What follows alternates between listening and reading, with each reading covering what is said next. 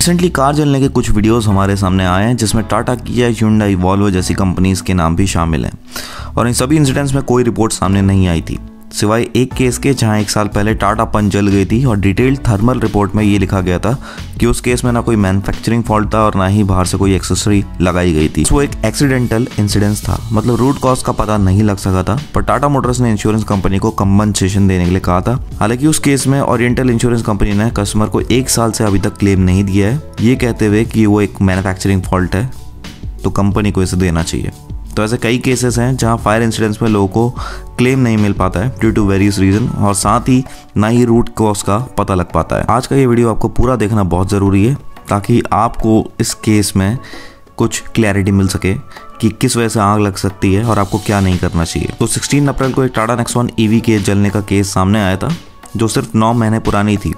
ये इंसिडेंस पुणे कतरज से रिपोर्ट किया गया है। तो यहाँ एक नेक्सॉन ईवी जल गई थी जहाँ आग पर टाइमली कंट्रोल भी पा लिया गया था और सभी पैसेंजर यहाँ सेफ रहे। पर अगेन सवाल यही उठता था कि ऐसा हुआ क्यों। तो इस केस में कम से कम एक मीडिया स्टेटमेंट हमें टाटा मोटर्स की तरफ से देखने को मिला है जहाँ बताया गया कि नेक्सॉन ईवी में कुछ इलेक्ट्रिकल रिपेयर्स किए गए थे जहाँ गाड़ी का लेफ्ट हेडलैम्प अनऑथराइज्ड वर्कशॉप में चेंज किया गया था। ट्रीटमेंट और रिपेयर प्रोसेस यहाँ सही नहीं था जिसने इलेक्ट्रिकल मैन्युफैक्चरिंग किया और यहाँ ये थर्मल इंसिडेंस हुआ। यहाँ ये बताया गया कि आग का एरिया उनके रिपेयर एरिया के आसपास ही कॉन्सेंट्रेटेड था। टाटा मोटर्स का आगे कहना था कि कस्टमर ऑथराइज स्पेयर पार्ट ही यूज करे और अपना काम ऑथराइज वर्कशॉप से ही करवाए। अब यहाँ सिर्फ एक हेडलैम्प चेंज करवाने से इतना बड़ा इंसिडेंस हो गया, पर पॉसिबल है कि यहाँ कोई फॉल्टी वायरिंग का भी यूज़ किया गया हो। फॉल्टी वायरिंग से मेरा मतलब है कि हल्की वायरिंग का यूज़ किया गया हो जो थर्मल इंसिडेंस 100% किसी भी गाड़ी में कर सकता है। इवन जो रिपेयर वर्कशॉप आपको कपलर टू कपलर बोलते हैं कि फिटिंग कर रहे हैं, उनकी वायरिंग या प्रोडक्ट गाड़ी में लगे कंपोनेंट के स्पेसिफिकेशन से मैच नहीं करता है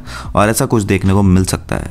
वायर में करंट फ्लो होने के साथ हीट भी प्रोड्यूस होती है और अगर गलती से भी लोड से हल्की वायरिंग अगर आफ्टर मार्केट लगा दी जाए तो काफ़ी दिक्कत आ सकती है और गाड़ी जल सकती है शॉर्ट सर्किट होकर। तो किसी टॉप वेरिएंट में भी सिमिलर वजह से आग लग सकती है, भले ही बाहर से एक्सेसरीज ना डलवाई गई हो, पर रिपेयर में अगर हल्का काम कर दिया जाए तो कुछ ऐसा देखने को मिल सकता है। तो कम से कम गाड़ी जब तक वारंटी में है बाहर से काम करवाना अवॉइड करना चाहिए और अनफॉर्चुनेटली शायद कस्टमर को इस केस में भी इंश्योरेंस के लिए बहुत धक्के खाने पड़े, पर एटलीस्ट यहाँ एक इन्वेस्टिगेशन की गई और रूट कॉज बताया गया जो ज़रूरी है। होपफुली बाकी मैन्युफैक्चरर्स भी ऐसे रूट कॉज ढूंढने की कोशिश करेंगे और बताएंगे कि उनकी कार में आग क्यों लगी। तो आप सभी अपने कार में ऐसे मॉडिफिकेशन ना करवाएं जहाँ स्पेयर पार्ट स्पेसिफिकेशन से मैच ना करता हो या वायरिंग बाहर से हल्की करवाई जाए। इस वीडियो को आगे शेयर ज़रूर करें ताकि बाकी लोग भी अवेयर हो सकें। बाकी आपका क्या सोचना है इस पूरे इंसिडेंट्स के बारे में कमेंट्स में ज़रूर बताइएगा। चलता हूँ, मैं मिलूंगा आपसे जल्दी एक नए वीडियो के साथ। Till that time this